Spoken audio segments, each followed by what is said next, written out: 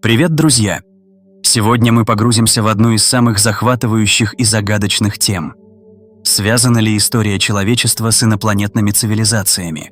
Вселенная огромна, и в ней полно тайн.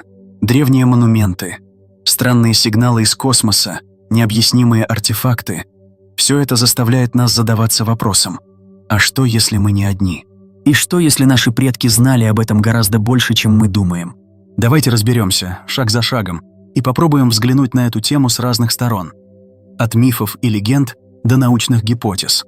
Поехали! Начнем с древних монументов. Когда мы думаем о Стоунхендже, египетских пирамидах или загадочных каменных кругах Шотландии, первое, что приходит в голову, это их грандиозность.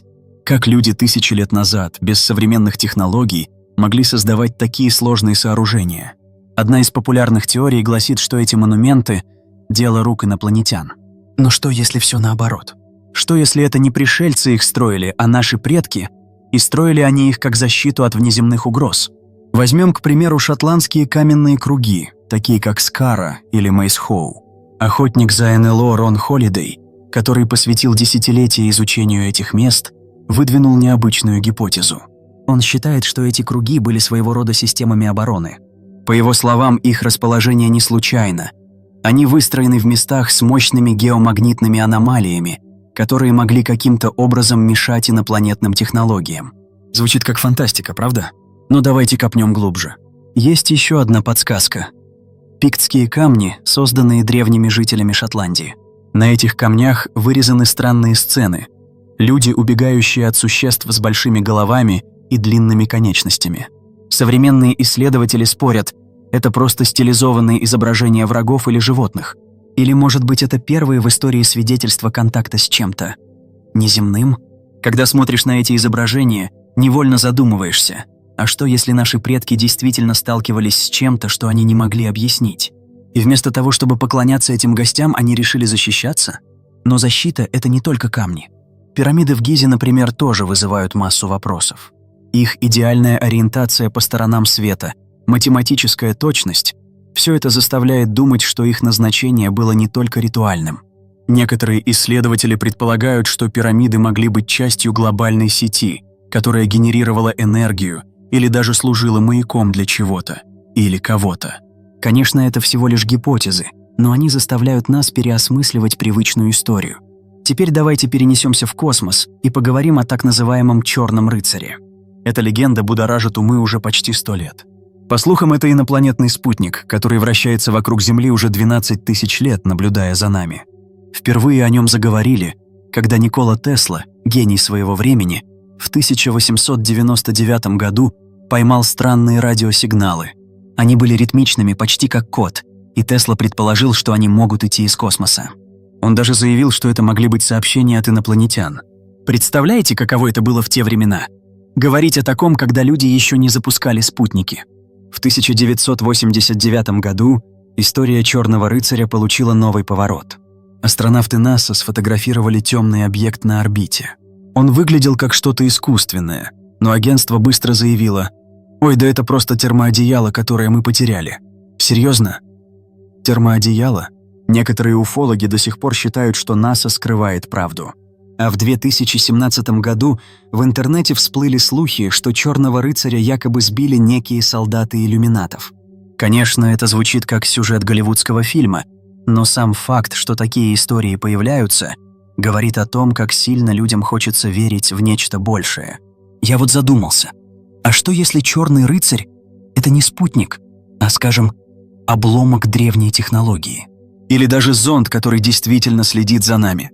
Ведь если инопланетная цивилизация хотела бы изучать Землю, логично предположить, что они не стали бы прилетать лично, а отправили бы что-то вроде нашего марсохода. Но пока у нас нет доказательств, это все лишь пища для размышлений. Теперь давайте зададимся вопросом: а насколько вообще вероятно, что инопланетная жизнь существует? Ученые из Пенсильванского университета недавно опубликовали исследование, которое меня, честно говоря, впечатлило. Они утверждают, что разумная жизнь – это не случайность, а закономерный результат эволюции. Если условия на планете подходящие, жизнь рано или поздно разовьется до уровня, способного создавать технологии. А теперь представьте, во Вселенной миллиарды галактик, триллионы звезд и, возможно, еще больше планет. Даже если лишь крошечная доля из них пригодна для жизни, это все равно означает, что цивилизаций может быть миллионы или даже миллиарды. Но вот парадокс. Если их так много, почему мы до сих пор не встретились? Может, они просто не освоили межзвездные путешествия? Или, как предполагают некоторые, они избегают нас, потому что мы, скажем так, не самые мирные существа? Есть даже гипотеза темного леса. Цивилизации скрываются, чтобы не стать мишенью для более агрессивных соседей. Звучит мрачно, но логично, если подумать.